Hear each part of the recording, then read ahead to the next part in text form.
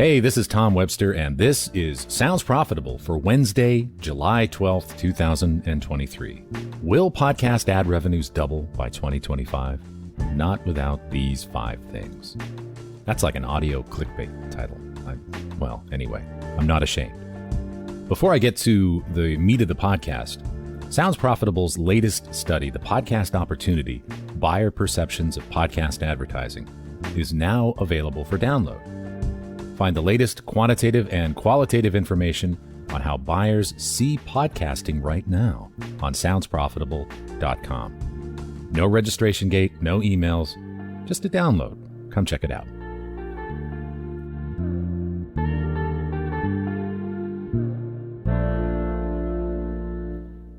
I've spent a good deal of the last month, which, as I record this, is July 2023, doing a series of presentations with our partners in front of hundreds of buyers from agencies and brands, one Zoom at a time. From A, automotive aftermarket, to Z, service industry. Okay, there's no Z's. I'm pretty sure I've talked to them all in the month of July, and here is what I've learned.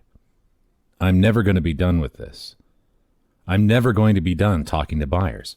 Every week, new people join an agency or move to a new brand, get promoted, or otherwise find themselves in a position to learn more about podcasting, and we have to be there for them. All of us in this industry can never cease singing the song of podcasting because it continues to punch below its weight in advertising spend, and many buyers still don't know exactly how to integrate podcasts into their other media buys. This is the mindset that informed Sounds Profitable's latest research project, The Podcast Opportunity, which interviewed over 300 buyers to learn their perceptions of buying podcasts and what we as an industry need to do to increase that spend.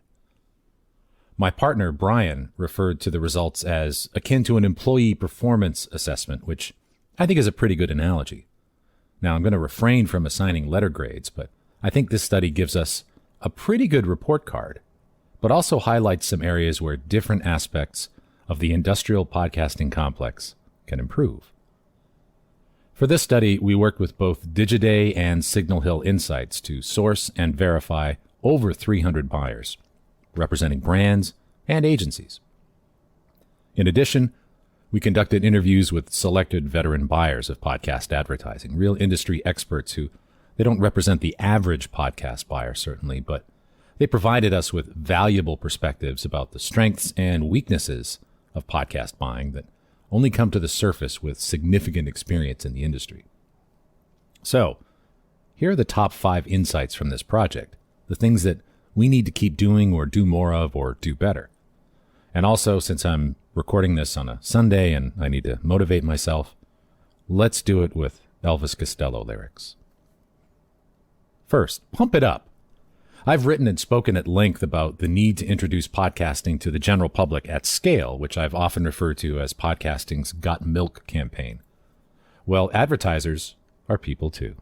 The lowest hanging fruit to increase ad spend in podcasting is simply to get out there and tell our story to as many buyers as we can and to expose them to the many advances we have made in ad tech and targeting and measurement over the past 5 years. There's no better indicator of this need than the answer to this question: the reason why non-buyers have yet to spend in podcasting. And the top answer, more than a third of non-buyers said the reason they've never bought podcasting was a lack of demand from their internal or external clients. That, my friends, is simple top-of-mind awareness. And we certainly have some amazing stories to tell. Our previous study, The Medium Moves the Message, is one of the most compelling arguments to date for buying podcasts, and that's been the centerpiece of all the buyer webinars I've been doing for the past month. This data is why I'm going to keep doing them as long as my voice holds out, because this job will never be done. Simple awareness and acknowledgement of podcasting as an effective advertising vehicle has significant potential to get more new brands and buyers involved in the space. And by the way, we also asked this question of buyers who had previously bought podcasting but were not doing so in 2023. Guess what the number one answer for that group was? That's right. 42% said a lack of demand by their client, which reflects both a lack of client awareness and a lack of buyer advocacy. Number 2, my aim is true.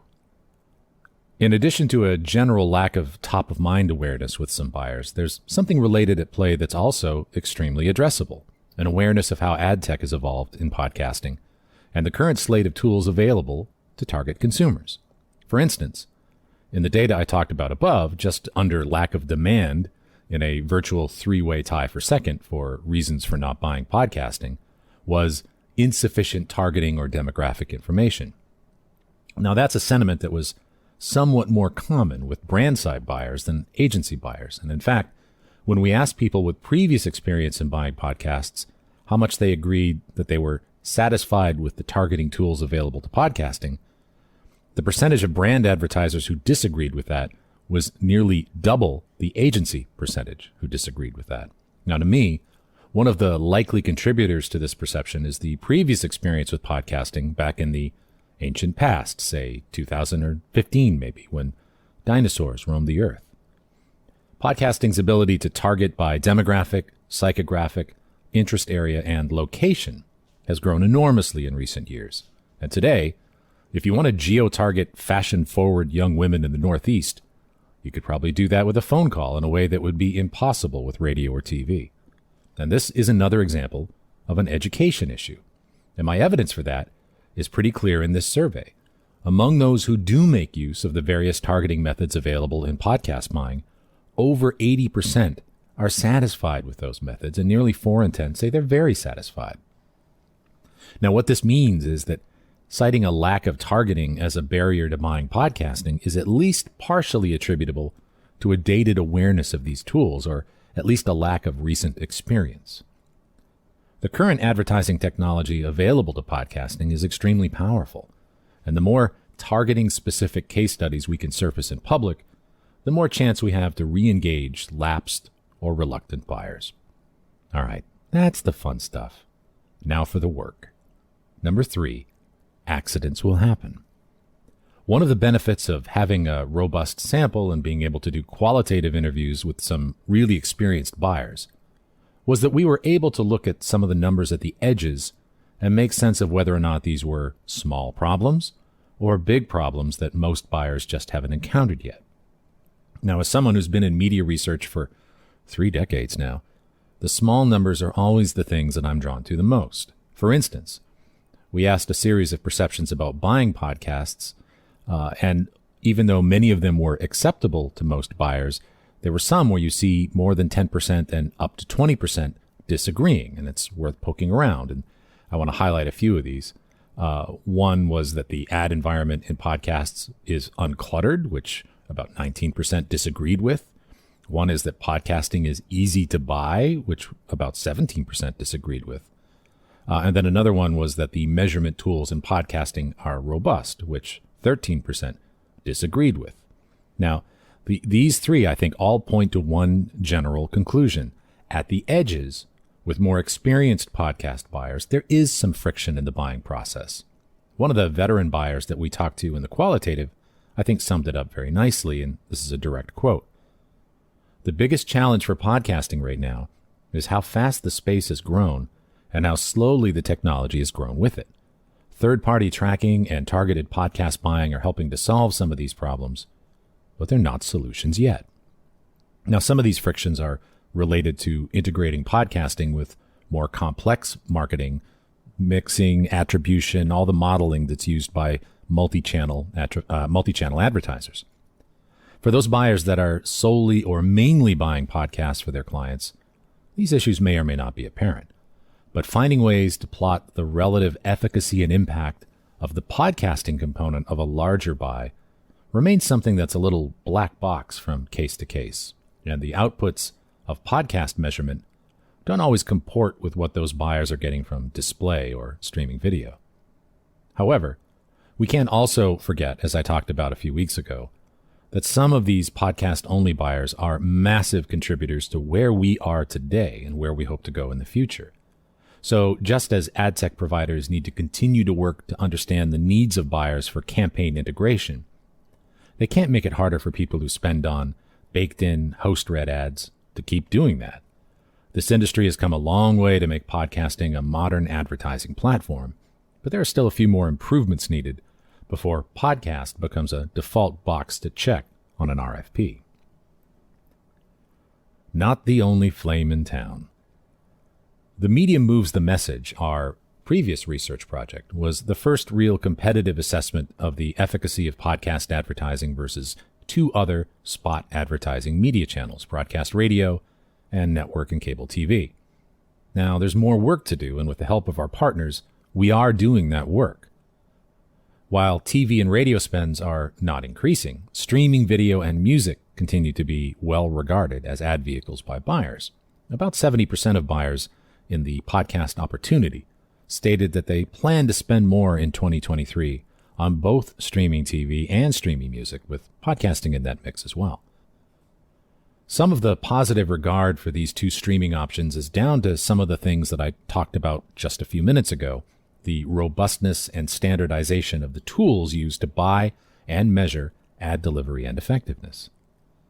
When we asked buyers to compare various media platforms on effectiveness and measurement, podcasting did pretty well, but it lagged behind streaming music and streaming TV, particularly in measurement and attribution.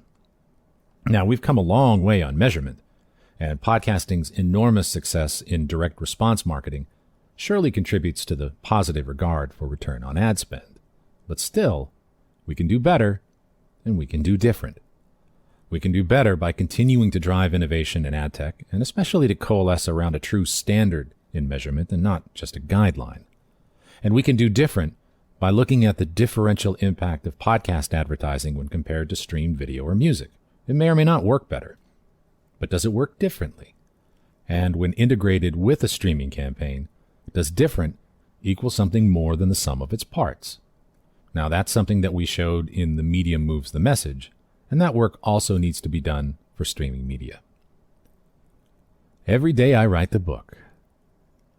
Finally, it's worth saying a word about one of the potential great advantages of podcasting, that magic moment when context, relevance, mood, and receptivity all come together in the perfect marriage of show and spot.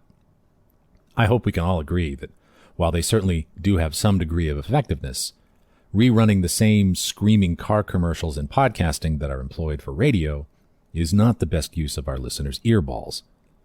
Buyers are receptive to what podcasting can do and do differently, but we also have to lead.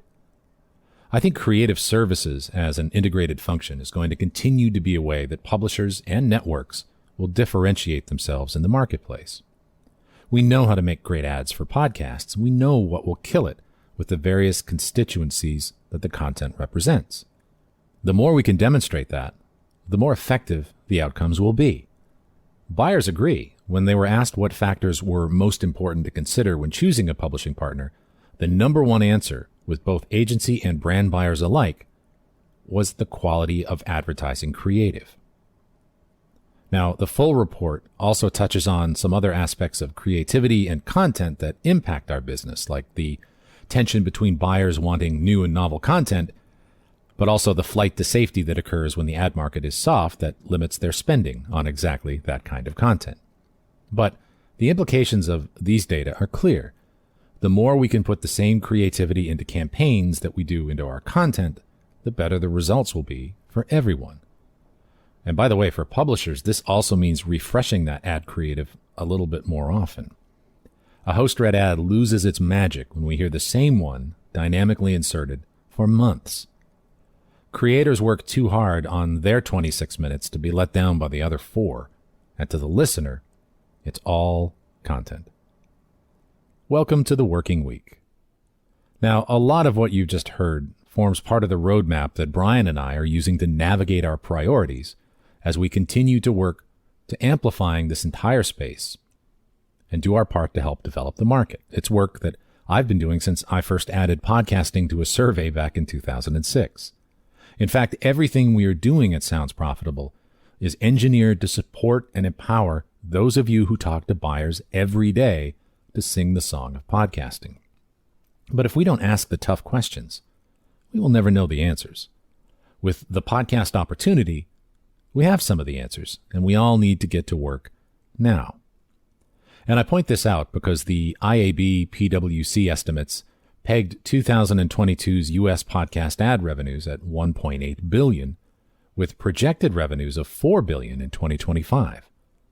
That means ad revenues are forecast to more than double in 3 years. Now, one thing I've never gotten into over my 18-year career in podcasting is forecasting. It's hard enough to reliably discern the present. But one thing that I can tell you, nothing doubles by itself in 3 years except, COVID. Podcast revenues will not double by 2025 unless we make it so. Only acting with urgency can prevent missing this projection and avoid the consequences of another raft of articles about the death of podcasting, because I, for one, am tired of reading them.